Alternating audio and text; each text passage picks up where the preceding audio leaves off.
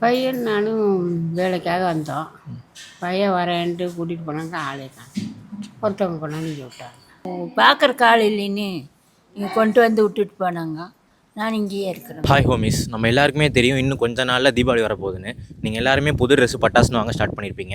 இந்த வீடியோ எதுக்குன்னா, என் வீட்டிலேருந்து ஒரு 25 கிலோமீட்டர்ஸில் ஒரு ஸ்பெஷல் பிளேஸ் இருக்குது, மகிழ்ச்சி கருணை இல்லம். இது ஒரு ஓல்டேஜ் ஹோம். இங்கே நம்ம பாட்டி தாத்தா ஏஜில், அம்மா அப்பா ஏஜில் நிறைய பேர் இருக்காங்க. இந்த தீபாவளி அவங்களுக்கு ஒரு ஸ்பெஷல் டேவாக இருக்குன்னு நினச்சேன். அதான் இந்த வீடியோ. நீங்கள் உங்களுக்கு தீபாவளிக்கு வேலை முடிஞ்சது, ஏதாவது அரிசி பருப்பு காய்கறிகள் ஏதாவது. எங்களுக்கு 25 பேர் லேடிஸ் இருக்கோம் இங்கே. அது இல்லாமல் ஜென்ஸுக்கு இங்கே இடம் இல்லைன்ட்டு ஊத்துக்குழியில் வேறு வாடகைக்கு விட்டு அங்கே வச்சுருக்காங்க.